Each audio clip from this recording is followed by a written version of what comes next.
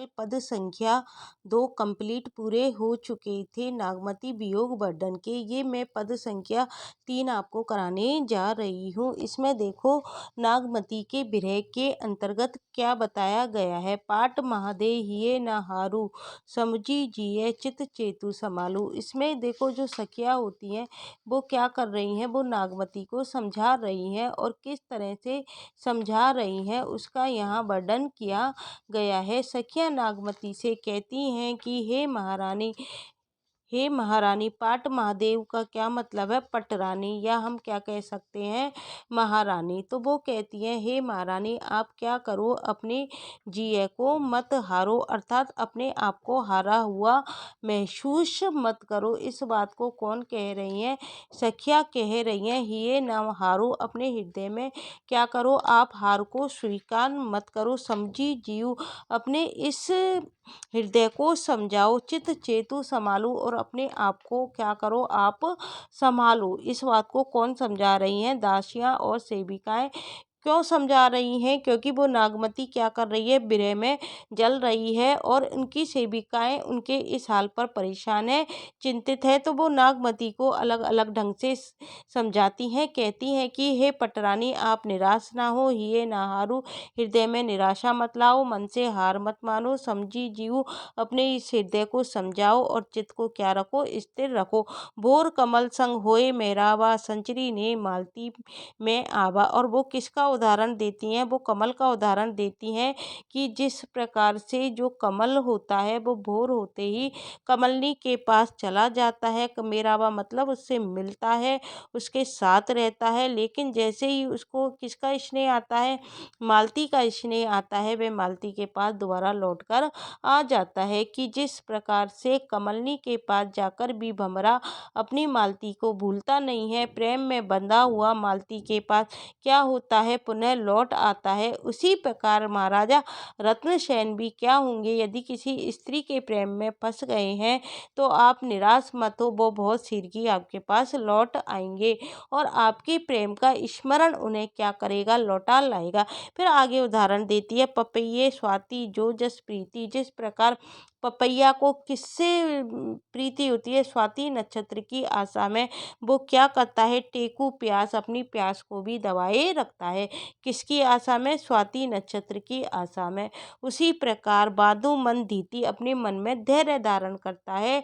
उसी प्रकार आप भी राजा रत्नसेन के प्रति अपने एकनिष्ठ प्रेम को बनाए रखें, धैर्य धरें और अपने मन को विचलित ना होने दें। फिर दासियां और किसका उदाहरण देती हैं, धरतई जैस गगन सो नेहा। दासियां और उदाहरण देती हुई कहती हैं, जिस प्रकार पृथ्वी आकाश से प्रेम करती है तो आकाश क्या करता है, वर्षा ऋतु में प्रतिदान स्वरूप मेघों को बरसाकर पृथ्वी को क्या करता है, अपने प्रेम से सरोवर कर देता है, अर्थात प्रेम रस से भिगो देता है। और किसका उदाहरण देती है, जिस प्रकार से पुनी बसंत ऋतु आब नवेली, और उसी प्रकार से राजा रत्नसेन भी आकर आपको आपके प्रेम से क्या करेंगे, आप्लावित कर देंगे। तब आपके जीवन में क्या होगा, पुनी बसंत ऋतु, पुनः बसंत ऋतु का नवरस फूट पड़ेगा।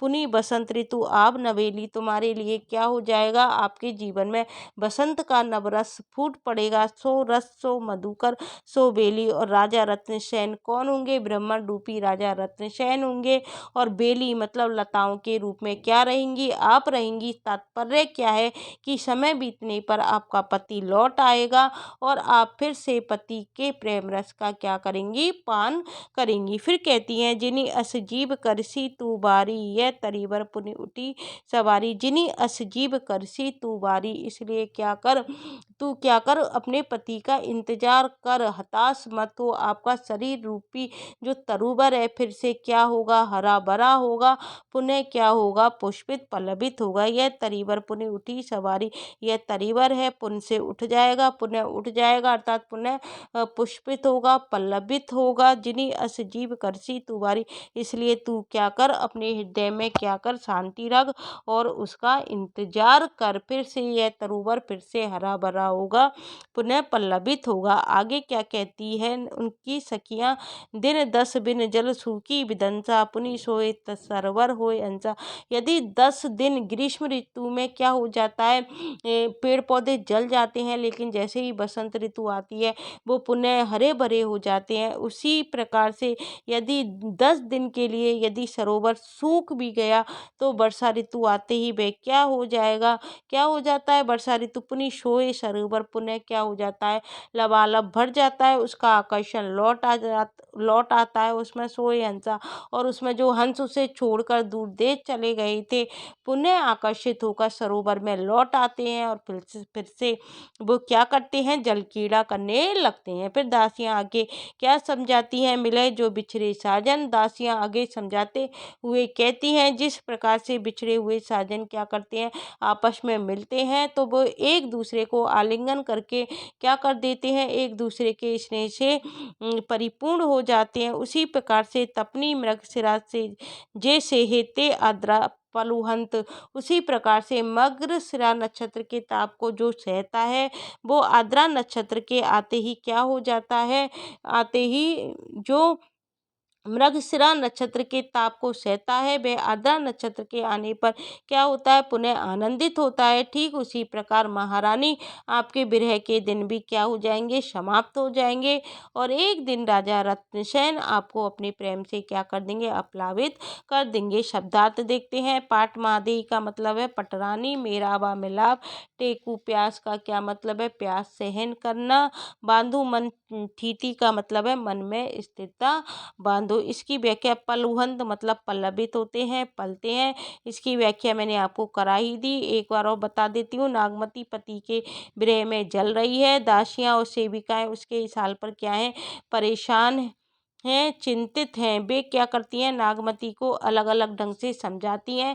कहती हैं कि हे महारानी पटरानी, आप हार मत मानो, चित्त को स्थिर रखो, आपका पति केवल आपका है। सभी सहेलियां उदाहरण देती है कि कमलनी के पास जाकर भी भंवरा अपनी मालती को भूलता नहीं है, प्रेम में बंधा पुनः मालती के पास लौट आता है। अर्थात यदि महाराजा रत्नसेन किसी स्त्री के प्रेम में फंस गए हैं तो आप निराश मत हो, वो बहुत जल्दी आपके पास लौट आएंगे, आपके प्रेम का स्मरण उन्हें लौटा लाएगा। जिस प्रकार पपैया स्वाति नक्षत्र की आशा में क्या करता है, अपनी प्यास को दबाए रखता है, उसी प्रकार आप भी राजा रत्नसेन के प्रति अपने एकनिष्ठ प्रेम को बनाए रखें, धैर्य रखें और मन को विचलित ना होने दें। दासियां और उदाहरण देती हुई कहती हैं कि जिस प्रकार पृथ्वी क्या करती है, आकाश से प्रेम करती है, आकाश वर्षा ऋतु में क्या करता है, उसके प्रेम के बदले मेघों की वर्षा कर देता है, धरती को क्या करता है, प्रेम से भिगो देता है, उसी प्रकार राजा रत्नसेन भी अपने प्रेम से आपको क्या करेंगे, अपलावित कर देंगे। तब आपके जीवन में बसंत का नवरस फूट पड़ेगा, भ्रमर रूपी राजा रत्नसेन होंगे और लताओं के रूप में आप रहेंगी।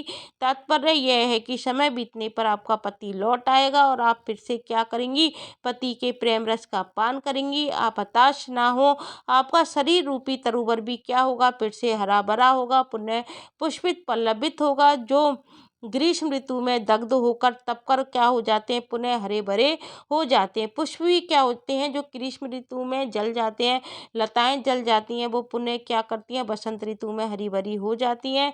10 दिन के बाद यदि सरोवर सूख भी गया तो वर्षा ऋतु आते ही वह लबालब भर जाता है, उसका आकर्षण फिर लौट आता है। जो हंस उसे छोड़कर दूर दूर देश चले जाते हैं वे फिर से उसी सरोवर में लौट आते हैं और जल कीड़ा करने लगते हैं। दासियां आगे समझाती हुई कहती हैं कि जिस प्रकार से जब बिछड़े जन आपस में मिलते हैं तो आलिंगन कर एक दूसरे को स्नेह से आप्लावित कर देते हैं, उसी प्रकार मृगशिरा नक्षत्र के जो ताप को सहता है वह आद्रा नक्षत्र के आने पर पुनः आनंदित होता है।